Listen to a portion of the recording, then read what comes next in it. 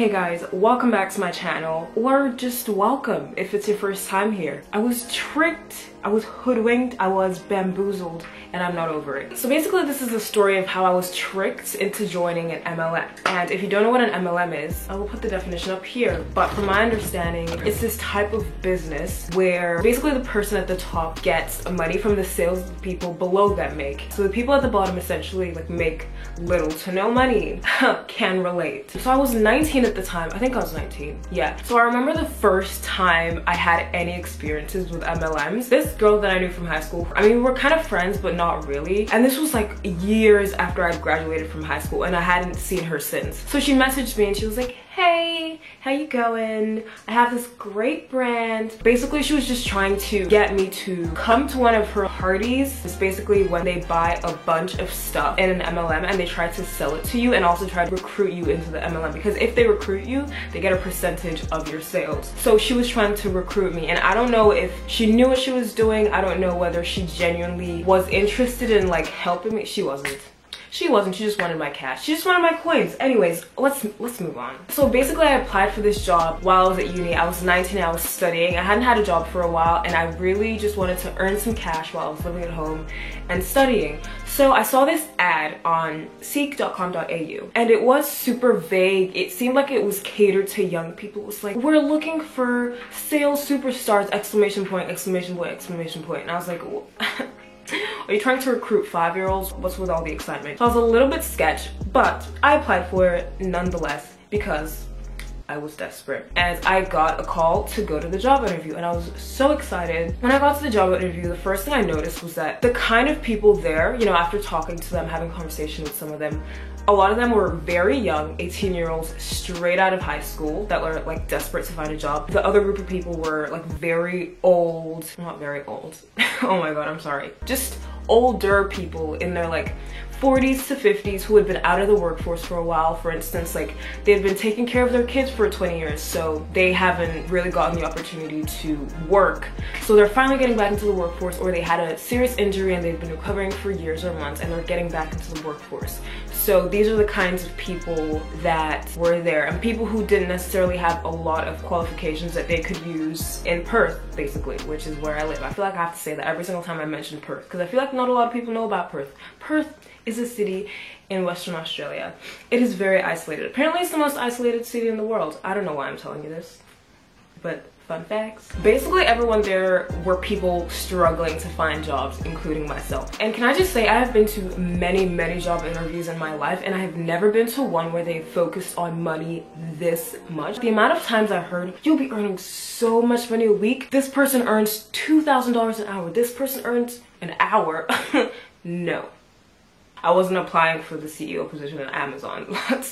I don't know why I said that. $2,000 a week. This person earns $3,000 a week. So I was just like, oh my God, my 19-year-old little brain was like, oh my God, I'm about to be a millionaire.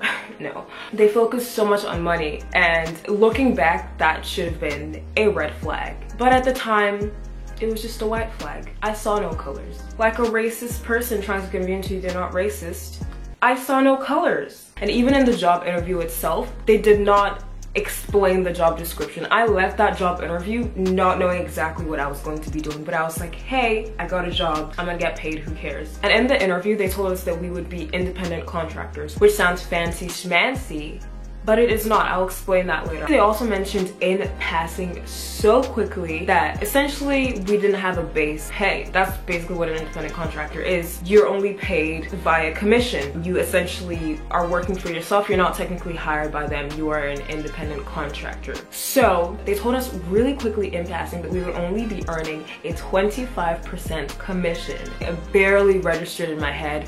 Over the, oh, you're gonna be making thousands of dollars a week. That 25%, they made sure to keep that very hidden. And 25% commission would be great if we were selling houses or cars.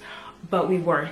I remember walking around the office and seeing people dressed up in suits and pantsuits and, you know, office wear. I just got so excited that at 19 I'd be working in an office setting. I would have gotten to wear like dress pants and collared shirts and all that, and I was so excited to go shopping. 19-year-old me was clearly focused on the wrong thing. Another sketchy thing about this interview was that there was like 17 people, maybe even more than that. It was like between 15 and 20 people, and they hired everybody. I got there and I was like, oh, I'm competing for a space. Well, apparently I wasn't, because they hired everybody in there. I don't know how normal that is, because usually when I go to interviews, they don't hire, especially if it's a small office like that one was. I expected them to hire, oh, maybe 5 people, but they hired everyone. I was like, is this a red flag? I think it is. And the last sketchy thing they told us during the interview was that if we got anyone to be hired to the company, so if we referred our friends and they actually got hired, we would get a 10% of every sale they made. I didn't see it as dodgy at the time, but thinking back on it, that's a pyramid scheme.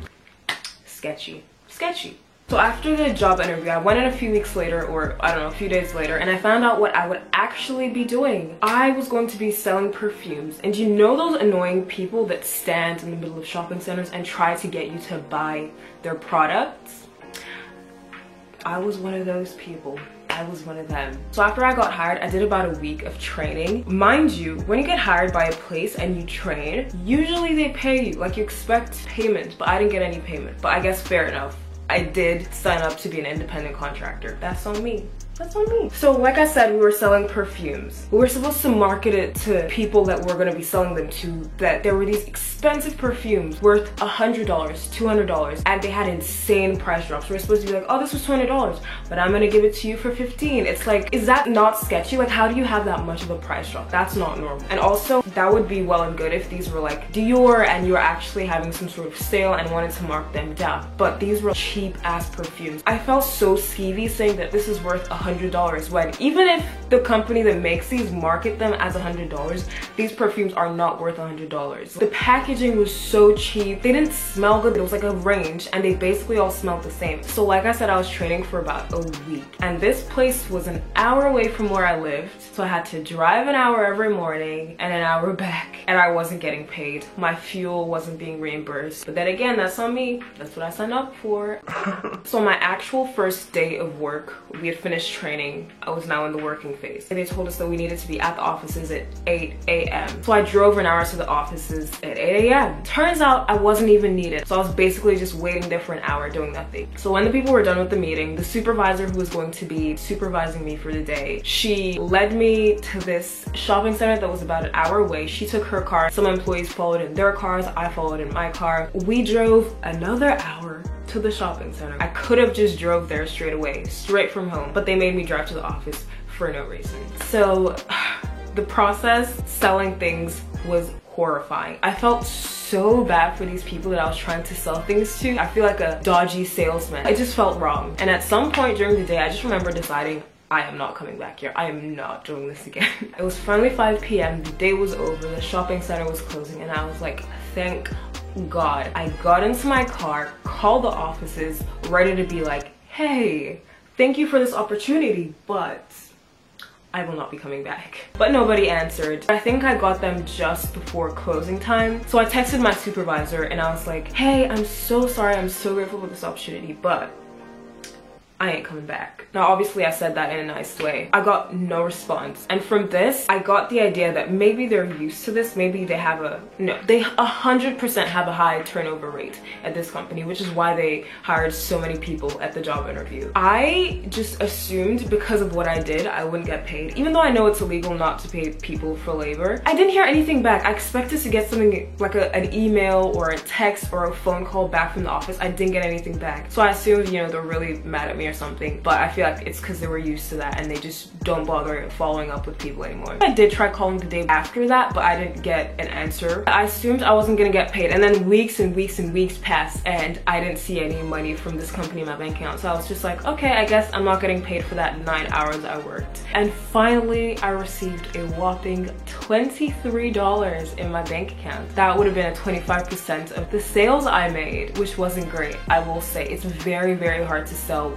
cheap perfumes to people at shopping centers. I will say, maybe some people are good at it, but I wasn't. So I got $23, which would have been much less than the amount I would have spent in fuel over the course of that week and a couple days. So I was like, oh great, I earned no money. I lost money. But I know that some people involved in MLMs lose way money than that. So when I think about it, the reason that they made us independent contractors was clearly because they didn't believe in their product. Because I feel like if you genuinely believe that your products can be sold, you give your employees a base rate. Do you know what I mean? Like, it just doesn't make any sense to me. And I know nothing about business, so I might be just spouting absolute BS right now. Please, if you know more about this, tell me in the comments below. But just as a regular lay person, this makes no sense to me. So when I went home after I had my last/first shift at the company, I went and looked at the Google reviews, which is what I should have done at the beginning. Most of the reviews were really bad. People were calling it a scam, a pyramid scheme. Some people were like, I went to the interview and I saw these people were essentially preying on people desperate for work, and immediately I walked out without signing anything, and I was like, man, I wish I had that many brain cells. So a few months ago I decided to Google this company, and it turned out that they no longer existed and they had completely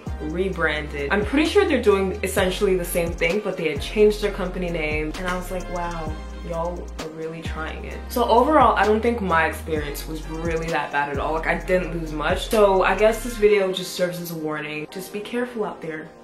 Be careful, stay safe.